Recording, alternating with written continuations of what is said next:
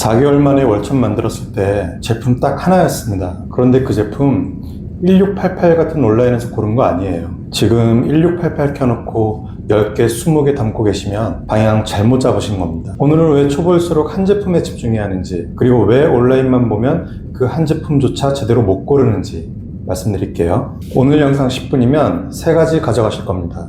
첫째, 왜 제품이 많을수록 성장이 느려지는지. 둘째, 나와 맞는 제품을 찾는 기준. 셋째, 왜 반드시 제품과 공급처를 직접 눈으로 봐야 하는지. 이거 20년 동안 무역업계에 있었고 한 제품으로 브랜딩해서 월천 달성한 사람만 해드릴 수 있는 이야기니까 끝까지 한번 보세요. 최근 중국 이웃 시장에 다녀왔습니다. 세계 최대의 잡화 도매 시장이죠. 말이 시장이지 모든 곳을 둘러보려면 몇 주일도 부족한 초대형 몰입니다. 그리고 이번 출장으로 다시 한번 느꼈어요.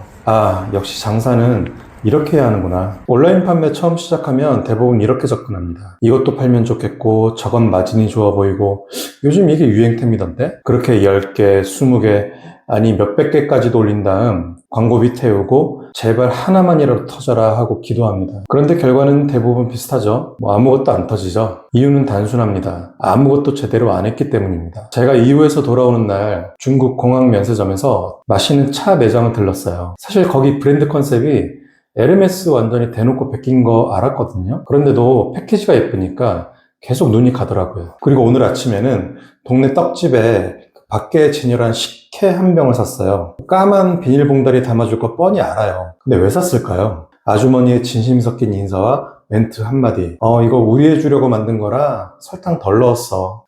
여러분이 파는 제품, 그 티 매장처럼 패키지나 제품이 압도적으로 눈길을 끄나요? 아니면 그 떡집 사장님처럼 내가 이걸 왜 파는지 설명할 수 있으신가요? 결국 우리는 제품이 아니라 이유를 삽니다. 이게 없으면 한 개가 아니라 수십 개를 나눠도 결과는 같아요. 그냥 운에 내 인생을 맡기는 겁니다. 괜찮습니다.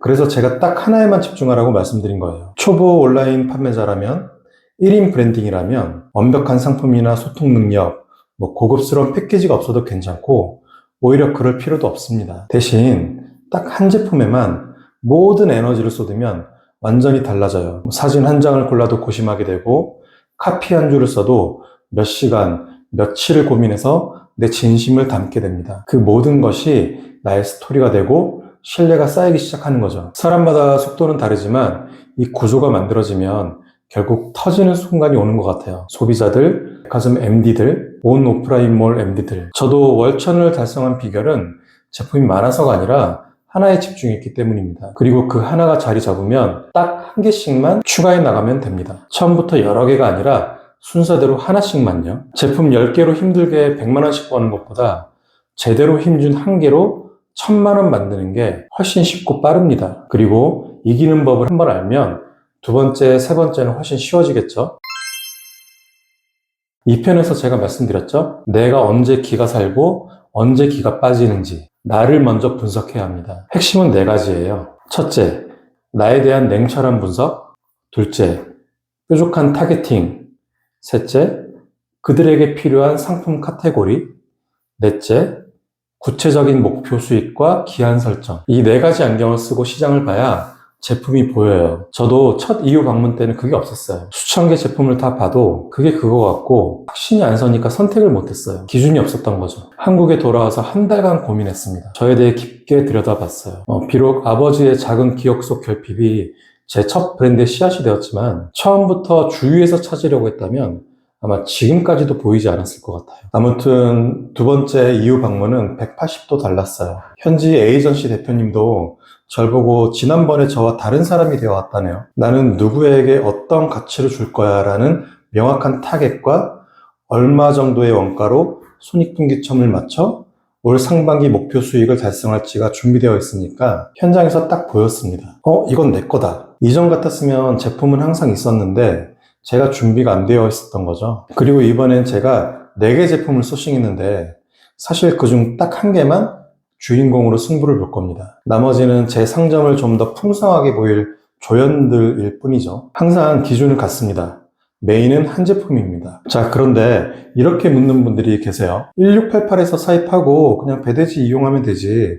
뭐하러 비싼 돈 들여 해외까지 가요? 1688 사진은 예술이죠. 그런데 실물을 받아보면 쓰레기인 경우가 부지기수예요. 마감, 분량, 심지어 재질까지 다르다니까요. 이건 화면으로는 절대 알 수 없어요. 그리고 전 세계 바이어들이 왜 아직도 매년, 아니 틈날 때마다 해외 박람회나 현지 마켓에 직접 다닐까요? 직접 보고 만져보고 안정적인 공급 네트워크를 쌓으러 가는 거죠. 얼굴 보고 내가 너 믿고 살 테니까 제대로 공급해줘 라고 약속하러 가는 거예요. 0에서 시작한 저도 계속하고, 그리고 20년간 산전수전 다 겪어본 대표님까지 한 달이 멀다 하고 중국, 일본 등 해외 시장에 나가서 땀 흘리면서 종일 걸어 다닙니다. 해외 제품 소싱하는 여러분도 이미 엄연한 글로벌 바이어잖아요. 악착같이 불편한 길로 가야 돈이 여러분을 찾아와요. 그리고 중요한 팁 하나. 중국이든 동대문이든 도매 시장에서 제품 단가 깎으려고 하지 마세요. 몇백 개, 1, 2천 개 사면서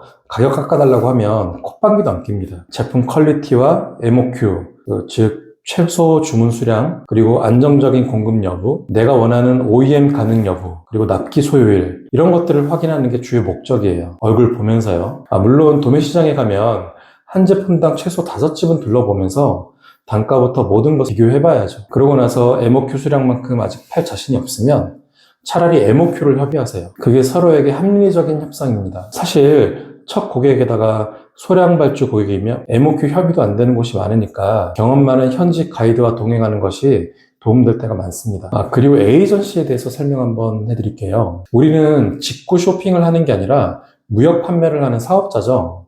포워더를 끼고 항공이나 해상으로 선적하는 건 배대지나 에이전시나 똑같지만 진짜 우리에게 필요한 맞춤 대처를 해주고 싸게 사서 비싸게 사는 우리 입장에 대한 이해가 풍부하고 그에 맞는 노하우를 공유해주는 서비스는 에이전시만의 영역입니다. 심지어 오랜 신뢰가 쌓이면 내 상점의 구매 후기까지 체크해서 불량률 등을 공급업체에 전달하고 개선해 주려고 먼저 노력하니까요. 대신 10% 정도 하는 현지 에이전시의 수수료 기분 좋게 인정해 주세요. 그들이 여러분 대신 불량 검수하고 업체 방문이나 소통에 줄을 이루는 인건비들입니다. 그런 인건비 깎아달라는 거래처를 물심양면 도와주고 싶을까요? 무조건 깎으려고 하지 마시고 어떤 서비스를 제공해 주는지를 보시는 게 결국 내 장사에 장기적으로 도움이 될 것 같습니다. 그래도 나는 10,000원이라도 싼 곳 찾겠다 할 바에는 10,000원 더 벌 방법을 생각하는 게 잘 파는 장사꾼의 자세겠죠. 무엇보다 원가는 내가 깎는 게 아니라 판매량이 쌓이고 구조가 만들어질수록 자연스럽게 내려갑니다. 제 첫 제품도 지금은 30% 넘게 줄었네요. 제가 말씀드리는 원가는 제품 단가부터 각종 비용과 수수료, 세금, 물류비, 하다못해 불량률까지 포함한 총 비용이에요. 정리해 드릴게요. 처음에 제품 하나만 파세요. 여러 개 어설프게 파는 것보다 하나를 제대로 파는 것이 훨씬 빠릅니다. 그 한 제품을 찾기 위해서는 나를 분석하고 타겟을 좁히고 카테고리를 결정하고 수익 목표와 기한을 정합니다. 그럼 제품이 보이기 시작해요. 그리고 그 제품은 반드시 직접 확인하고 공급처와 마주하세요. 채팅이 아니라 스마트폰 번역기를 이용해서라도 직접 가서 얼굴을 보고 관계를 쌓으세요. 가급적이면 처음 한두 번은 현지 가이드와 함께 돌아보시는 걸 추천드릴게요. 최저가를 찾으러 가는 게 아닙니다. 온라인으로는 절대 못 느끼는 게 있어요. 이걸 내가 계속 팔 수 있는지에 대한 확신입니다. 그리고 더 중요한 건 속도가 아니라 방향이라는 점요. 단 한 개의 제품을 혼신의 힘을 다해 팔아야 하지만 나를 알고 시작하는 1인 브랜딩이라면 힘들어도 재미있습니다. 재미있으니까 지속할 수 있고 성장하게 되는 거죠. 지난 영상 2편을 보시면서 딱 일주일만 자신에 대해 냉정하게 분석해보세요. 스스로를 인정하기는 쉽지 않습니다. 아무도 안 보는 일기장에도 거짓말을 쓰는 게 사람이라 그러지만 나와 궁합이 맞는 제품을 찾는 길은 내 자신에게 정직해지는 것 뿐입니다. 브랜딩 로드맵 오늘 4편이었습니다. 댓글에 오늘 영상 내용 중 궁금하신 점 남겨주세요. 다음 편에 반영해 보겠습니다. 지금 이 영상 보고 계신 모든 분들 누구나 하실 수 있어요. 구독과 좋아요 눌러주시고 함께 우리의 인생 리셋해요. 긴 영상 시청해주셔서 감사합니다. 이지브랜딩 이 대표였습니다.